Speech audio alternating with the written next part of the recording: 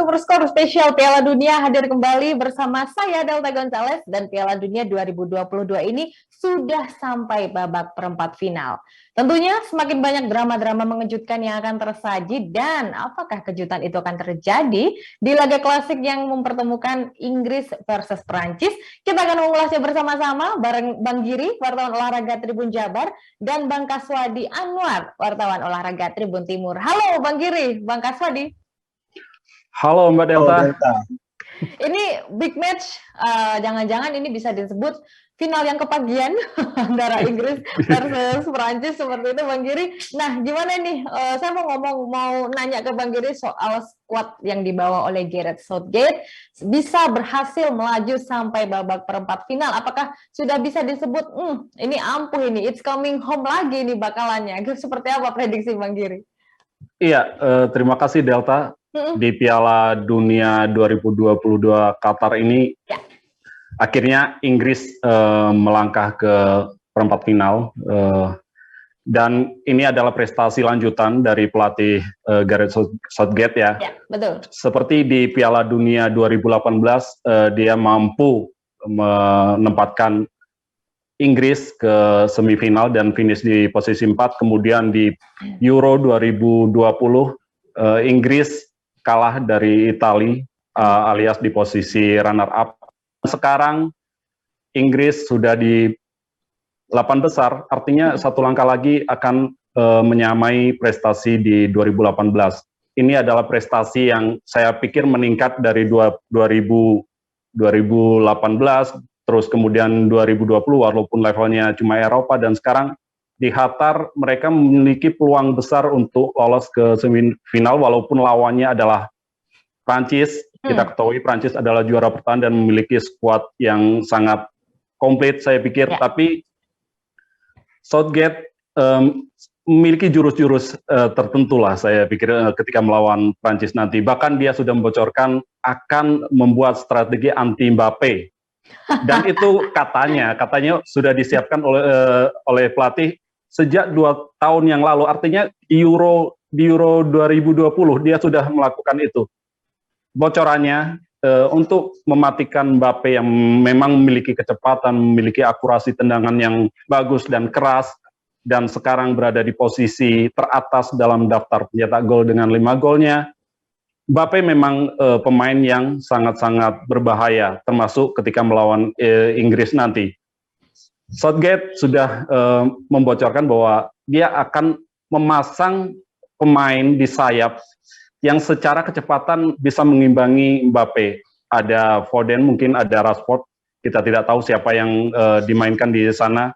Kemudian di sektor back kanan, tempat Mbappe mungkin bisa berakselerasi untuk menusuk dan kemudian membuat tekanan dengan tendangan-tendangan yang seperti 2 gol sebelumnya itu.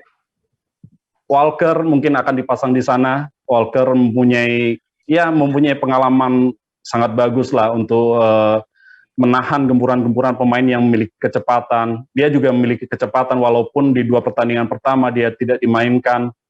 Lalu di 2 pertandingan terakhir, termasuk pada pertandingan babak 16 besar, dia bermain di sana.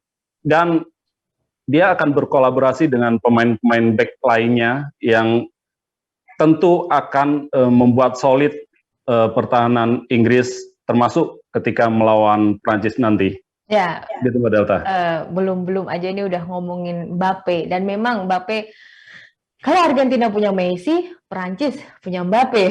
Sebelum kita lebih jauh ke skuadnya Inggris, saya ke Bang Kaswadi terlebih dahulu. Tadi Mbappe sudah disinggung ya Bang Kaswadi, dan menurut saya Prancis ya, semenjak dari fase grup, bertemu dengan Australia, bertemu dengan Tunisia, dan Denmark, yang memang ketiga timnas ini jauh di bawah Prancis kualitasnya.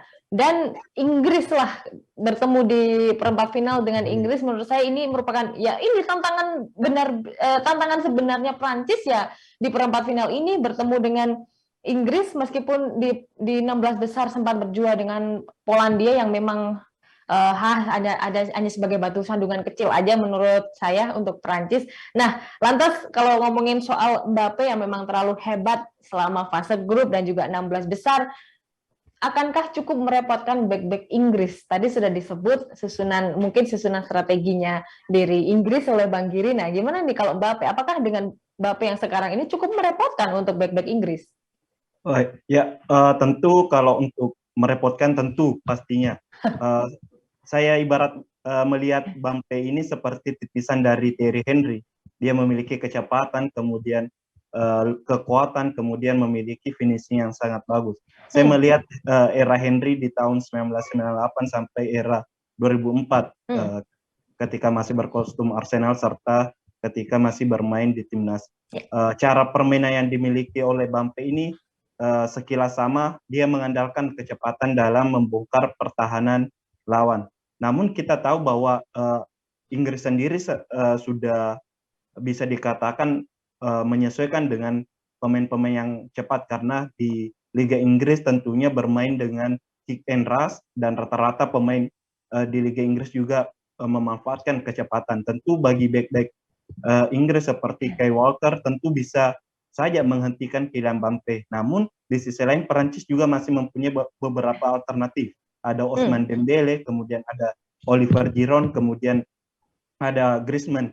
Kita tahu bahwa Oliver Giroud sendiri bisa menjadi pembuka ruang bagi Mbappe maupun Ousmane Dembele dalam membongkar pertahanan lawan, karena Giroud merupakan tipikal dari striker pemantul bola. Nah, ini bisa saja yang menjadi ketika Inggris fokus ke Mbappe, kemudian Giroud menjalankan juga perannya, bisa saja Inggris terlena dan justru kalah dari nantinya. Dengan jika hanya ingin berfokus pada Mbappe, meskipun kita tahu bahwa Mbappe memang saat ini menjadi top skor dengan 5 gol dan 2 assist sejauh ini di Piala Dunia Qatar. Ya, kalau Mbappe disebut sebagai titisan Thierry Henry, tapi malah justru yang bisa melampaui rekor dari Henry justru Oliver Giroud ya. Bang Kaswadi, mungkinkah Oliver Giroud akan berbicara lebih banyak saat laga jumpa Inggris nanti? Ya, kita tahu bahwa Giroud juga sudah tahu mengenai karakter sepak bola Inggris. Dia pernah bermain di sana, membela Chelsea dan Arsenal. Tentu sedikit banyaknya tahu terkait juga pemain-pemain bertahan yang ada di timnas Inggris. Tentu saya lihat Giroud ini tentu tadi yang saya katakan bahwa dia akan menjadi pembuka ruang bagi striker lainnya, dan bisa saja dengan tinggi badan dan postur badan yang dimiliki, Oliver Giroud ini bisa menjadi pembeda ketika berada di dalam kotak penalti Inggris. Kita tahu bahwa dia bisa memanfaatkan suasana sempit ataupun yang sulit bisa menjadi gol bagi Oliver Giroud. Ya, oke. Oliver Giroud diprediksi akan sebagai pembuka peluang ya saat bertemu dengan Inggris. Oke, Bang Giri ke Inggris ya. Di sini hati-hati ya. Ada Mbappe yang belum selesai masalahnya. Ada pula Giroud yang bakal diprediksi mungkin akan membuka peluang-peluang yang matang untuk skuad Perancis. Nah, lantas kalau menurut saya ya, satu-satunya pemain Inggris, back Inggris maksud saya, yang bisa mengimbangi kecepatan Mbappe hanyalah Kyle Walker. Nah, apakah nanti saat bertemu dengan Perancis, Inggris akan menerapkan formasi 3 back, mengingat juga formasi ini cukup sukses di laga-laga berikutnya, di laga-laga sebelumnya menurut saya? Iya, Mbak Delta, di Piala Dunia 2018, betul, juga di Piala Eropa 2020, yang mengantarkan Inggris finish di posisi 4, kemudian finish di posisi runner-up di Euro 2020.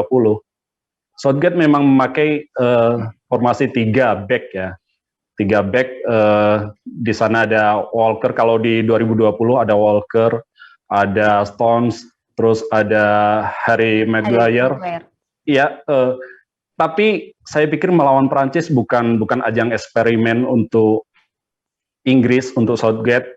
Ini adalah Piala Dunia di fase di fase gugur, maksud saya. Pertandingan penting untuk lolos atau tidak ke semifinal. Maka seperti pertandingan-pertandingan sebelumnya, saya pikir Southgate masih akan tetap memakai 4 back sejajar. Di kanan ada Walker yang seperti saya bilang tadi untuk mematikan Mbappe, kecepatan Mbappe. Terus kemudian di tengah ada Stones dan Maguire, walaupun di MU pemain ini menjadi olok-olokan, ternyata di timnas dia bisa bekerja dengan baik, dan mudah-mudahan dalam pertandingan melawan Prancis tadi blundernya tidak keluar lagi, dan kemudian di kiri ada Shaw yang merupakan rekan setim di MU. Saya pikir dengan memakai formasi ini, inilah yang terbaik saat ini, walaupun Southgate dalam Piala Dunia 2018 dan Euro 2020 memakai 3 back. Ya. Tapi saya pikir ya itu tadi 4-4-3 menjadi formasi 4-3-3 maksud saya akan menjadi formasi yang akan tetap dipakai ketika melawan Prancis demi tiket ke semifinal dan untuk semakin mendekatkan bahwa sepak bola akan kembali ke Inggris. It's coming home ya. Yeah. Semoga nggak sakit hati saat di Euro kemarin begitu menggaungkan coming home, tapi ternyata diejek oleh Bonucci. Coming home, coming home. Coming home-nya malah justru ke Italia saat Euro. Isu itu akan terus terjadi di turnamen-turnamen besar seperti Euro ataupun Piala Dunia, karena ya sejak 66 prestasi 66 mereka juara, prestasi terbaik adalah hanya sampai ke semifinal, termasuk di 2018 kemarin. Nah, ya, dan semoga bisa melaju jauh ini Inggris di Piala Dunia untuk edisi kali ini. Tadi sempat menyebut Maguire ya, hati saya langsung dik gitu kan. Aduh, takut nanti disanjung-sanjung oleh Bang Giring malah justru blundernya keluar, karena ya itu. Maguire ini sering banget melakukan blunder yang seharusnya tidak perlu dilakukan gitu kan. Oke, nah masih di skuadnya Inggris, Bang Giring, kemarin terakhir Sterling harus terpaksa pulang karena rumahnya yang ada di Inggris kebobolan maling. Nah, prediksinya seperti apa ini? Apakah Sterling kabar terbarunya bisa join di perempat final ini, atau kalau tidak ada bakalan seperti apa skuad Inggris? Iya, di pertandingan sebelumnya Sterling walaupun ini memang juga pemain penting, tapi Sterling tidak dimainkan di pertandingan sebelumnya. Saya pikir melawan Prancis juga ya 50-50 lah. Apakah dia akan masuk dalam starting 11 mungkin. Soalnya di pertandingan sebelumnya dia Southgate memakai tiga penyerang, walaupun Kane yang menjadi target utama, ada Foden, dan di kanan satu lagi itu lupa saya. Yang pasti lini depan Inggris memiliki mereka ya secara gol mereka memiliki merata untuk mencetak gol. Ada Rashford, ada Kane juga kemarin akhirnya setelah di fase grup nil gol, walaupun dia menjadi target utama di lini depan Inggris. Kemudian di babak 16 besar dia akhirnya bisa mencetak gol, dan saya pikir melawan Prancis itu akan menambah semangat bagi Kane, kapten Inggris ini. Ya, terlebih juga Harry Kane sempat jadi top skor ya di Piala Dunia 2018, dan ini telur akhirnya kemarin saat lawan Senegal. Kita tunggu gol-golnya lagi untuk Harry Kane. Nah, kita beralih ke kubunya Prancis ya, Bang Kaswadi. Awal Piala Dunia, di awal laga di Piala Dunia 2022, publik Prancis menangis sejadi-jadinya. Kante tidak ikut, Pogba tidak ikut, bahkan bombernya sang Ballon d'Or Karim Benzema juga tidak ikut. Jadi ini bakal kutukan juara bertahan bakalan terjadi pula ini di Prancis anggapannya waktu itu. Tapi ternyata kutukan juara bertahan tidak berlaku untuk Prancis di edisi kali ini. Dia bisa melenggang sampai perempat final. Nah, apakah berarti tanpa pemain-pemain hebat itu tadi, berarti komposisinya yang disusun oleh Deschamps sudah cukup mumpuni ya saat lawan Inggris nanti? Ya, saya kira dalam menunjuk pemain, Deschamps menunjuk pemain yang memang sesuai dengan keinginan atau skema yang ingin dijalankan, dan peran yang dengan absennya Pogba di lini tengah serta Kante berhasil digantikan oleh Rabiot dan Khomeini, dan sampai sekarang juga keduanya menjadi jangkar di lapangan tengah oleh Prancis. Kemudian absennya Benzema berhasil digantikan dengan peran Giroud dengan 3 gol yang sudah dicetak oleh pemain 36 tahun itu, dan ini menandakan bahwa tanpa adanya pemain-pemain bintang yang dipanggil seperti Pogba, Kante, dan Benzema, Perancis tetap membuktikan diri dengan skema yang berhasil diracik dengan baik oleh Deschamps, dengan tentunya dengan sesuai karakter pemain yang diinginkan. Mungkin itu Delta. Ya, oke. Tapi saya lihat nih dari strategi yang dimainkan oleh Deschamps ini di 2 laga terakhir ini hobi banget ini menurunkan pemain lapis kedua. Kita lihat di laga terakhir match ketiga saat fase grup menurunkan semua lapis kedua, akhirnya kalah dari Tunisia meski kalah tipis ya 0-1. Terus kemudian saat berjumpa dengan Polandia sudah unggul 2 gol. Deschamps langsung menurunkan beberapa pemain lapis kedua seperti Fofana, ada pula Coman. Nah, apakah strategi ini atau mungkin spekulasi berani ini akan dilakukan Deschamps pula di Inggris saat ketemu dengan Inggris nanti, prediksinya Bang Kaswadi? Ya, untuk formasi dengan pergantian lapis kedua, saya kira Deschamps akan menurunkan skuad terbaiknya di laga ini. Mungkin dari 2 pertandingan sebelumnya dengan lawan Tunisia, kemudian lawan Polandia setelah unggul melakukan pergantian main, itu lebih kepada penyegaran atau menjaga kebugaran pemainnya. Kita tahu bahwa pertandingan di Piala Dunia ini juga cukup padat, hanya 3-4 pertandingan. Makanya mungkin untuk menjalani pertandingan yang lebih berat ini, rotasi dilakukan oleh Deschamps cukup berhasil. Dengan kita lihat setelah unggul mereka langsung melakukan rotasi, meskipun kita tahu bahwa ini berpeluang untuk ke depan dibalikan, namun Prancis tetap konsisten mampu mempertahankan kedudukannya ketika lawan Polandia. Saya melihat lebih kepada penyegaran skuad yang dilakukan untuk pertandingan selanjutnya. Nah, di pertandingan penting lawan Inggris tentunya akan menurunkan dengan skuad terbaik, bahkan mungkin jika harus sampai adu penalti mungkin tidak ada pemain yang akan digantikan oleh Deschamps. Ya, dan tentunya ini Deschamps memberikan kesempatan untuk skuadnya agar memiliki menit bermain secara merata dan tidak itu-itu aja. Dan apakah mungkin ya Bang Giri ini akan berakhir adu penalti? Saya mending matiin TV aja kalau sampai adu penalti.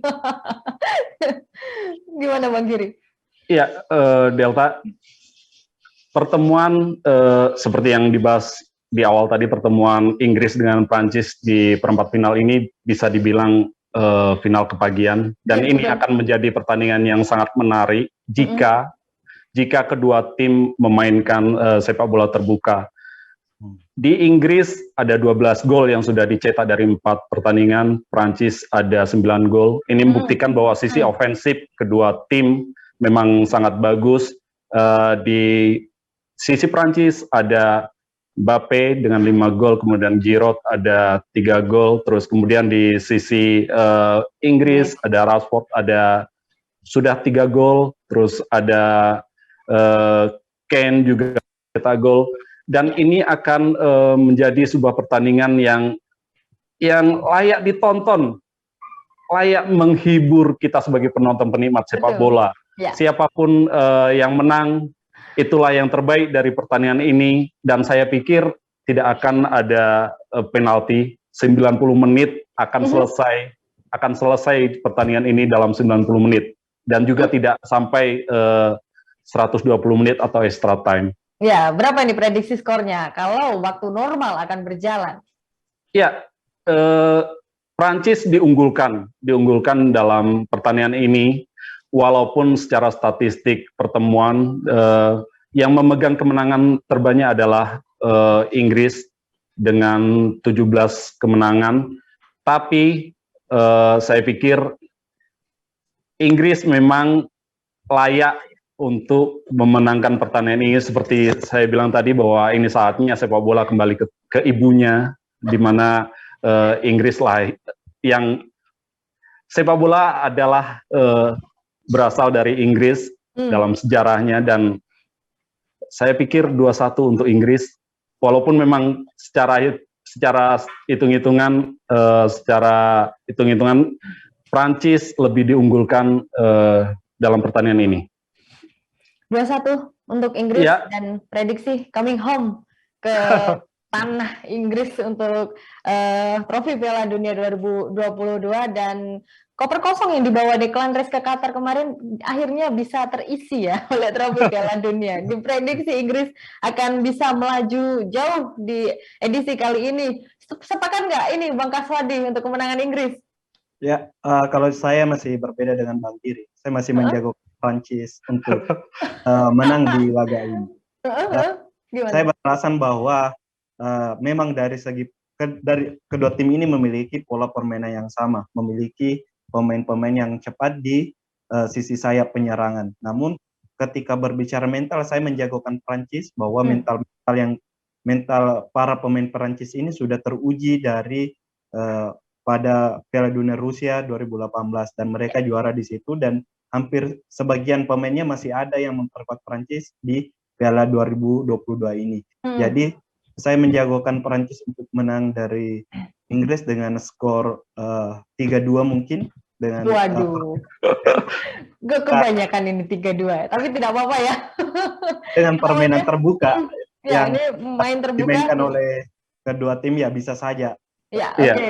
Main terbuka, main ofensif, hujan gol nggak apa-apa ya Bang Giri ya?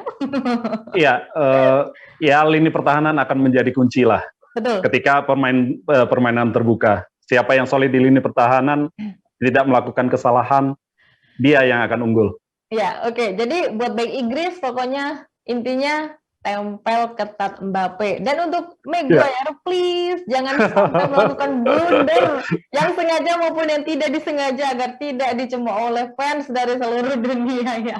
Terima kasih Bang Giri, Bang Kaswadi untuk ulasan. Sama-sama, Mbak Delta. Sampai jumpa di ulasan berikutnya. Ya.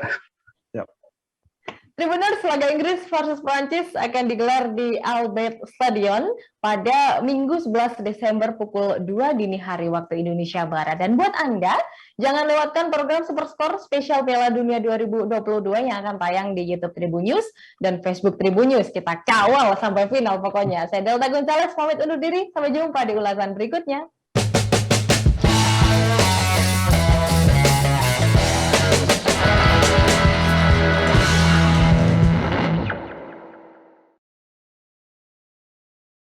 Terima kasih sudah nonton.